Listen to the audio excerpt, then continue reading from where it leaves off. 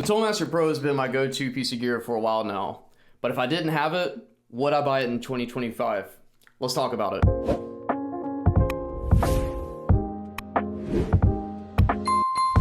According to my video analytics, about 60% of you who watch these videos aren't subscribed, so if you could help me reach my goals of 15K by the end of 2025, I would greatly appreciate it. In this video, I'm going to give you my story of why I bought the Toolmaster Pro. I'm going to give you some pros of the device, I'm going to give you some cons, and then I'm going to give you my overall recommendation of who this unit is for and if it's still relevant in 2025. So in October of 2023, I was sent home thanks to COVID. When I was here, I remember I would watch just about every YouTube video like you're probably doing, looking at Quad Cortex, Helix, FM9, FM3, the Kemper Stage, like etc., right? Doing the YouTube rabbit hole of which modeler should I get. I don't want to waste my hard-earned money. Then it felt like out of nowhere, Fender dropped the Toolmaster Pro, and ultimately it was the first modeler I bought. So the pros for me as to why I got this device are 1, the I/O capability, 2, the UI, and 3, the sounds. So I/O capability, before I really got expensive studio gear,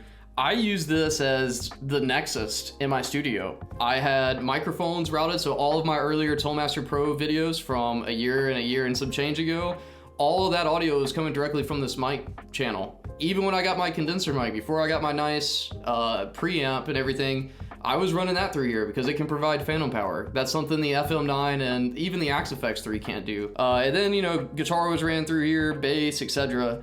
And then on the loops sections, I would run analog synthesizers through it. And that's how I recorded all of my synthesizers for all of my film work, my game design, my sound design, my school projects. All of that's been done with this being the main interface, and it replaced my Scarlett 2i2. The other thing is the UI. The UI, it just made so much sense to me, and I enjoyed seeing the graphical user interface. Now, some people in forums will say that like you shouldn't need that, but here's the thing. Unless if you've been in digital or you have a degree like I do in music production and you understand fundamentals of sound design, that's a big thing to jump into, just as like a recreational guitar player or a guy who just focuses on his playing and lets someone else handles his rig. Jumping into any modeler is really jumping into the deep end, but at least the Toolmaster Pro, the water's warm, if that makes sense. The shock factor isn't as bad as other units that I've used. Lastly, the sounds. The sounds that come out of this thing are great. If you're someone like me who enjoys really simplistic rigs or classic tones, it does that great.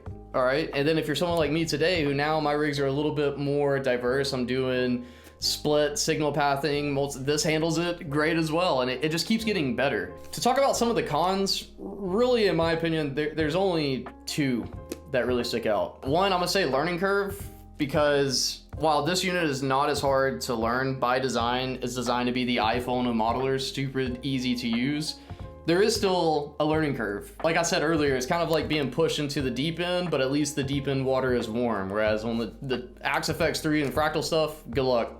You're in the cold water and it's deep, you can't touch bottom, you're swimming hoping you figure something out. With this, it's like, oh, this is actually kind of nice. The other thing I'm gonna say is maybe the cost. That's another thing I've seen is people will say $14.99 for a modeler, that's outrageous. Yeah, but I mean, like, we're talking about professional gear here. You know, I've spent more on a tube amp, and then we don't even have to talk about my pedal board, and then the pedals that I keep buying and switching in and out, you know, like, yeah, there is a cost associated, but I'll say this, it's allowed me to put more money into guitars. I was about to say save money, but I've got gas like you would not believe. So I'm gonna put my money somewhere in this industry, and I tend to be able to get more guitars because I'm no longer coughing up money for amps and pedals. I use this, I mean, dude, daily. Lately I've been jumping into the FM9 just to learn the ecosystem, but this has been my studio workhorse all of 2024. So to bring this to a close, do I recommend this in 2025? Is this still relevant? Am I still breathing air? Yeah, boy, this stuff is still relevant. It's still worth your money, and it's only getting better. Follow the community, look at Fender's, look at their rap sheet so far, you know, like they've been putting out consistent updates about every 6 months, but most importantly, the updates they've been putting out, it's like they listen to us and they actually make stuff that we want. So I would just say that if you're on the fence and you're still thinking about getting a Toolmaster Pro, get it. You won't be disappointed, especially if this is your first modeler. This is a perfect first modeler. This is also a great modeler for those of you who maybe don't like to use a computer as much or not as fluent with using a computer. This is a great modeler because you see everything. And you don't have to have a computer to create good tones. Like, you ain't gonna see me catching an FM9 or programming an FM9 or an Axe-FX3 without a computer. I'm just not gonna do it unless I absolutely have to. If you're struggling to get a good tone, or if you're struggling to understand guitar tone and you're thinking about getting this unit, I've developed a course where we deep dive into the fundamentals of sound design, and I basically teach you how to think like a music producer as a guitar player.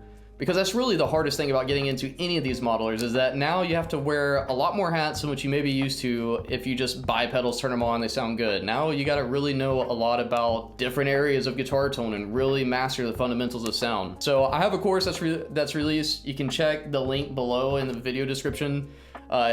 We cover everything from how to EQ an amp, to signal pathing and which pedals go in which order, to understanding cabs, and so much more than just that. So if that's of interest to you, check it out.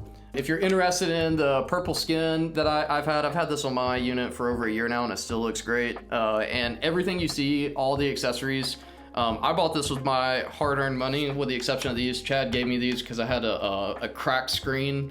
And before he reached out to me to become an affiliate, he just hooked me up with those and the colored output ports. You can get all those and save 20% using Damion 20. But even if you don't get all that and you just get the Tonemaster Pro, look man, you're gonna love it. It's a great unit.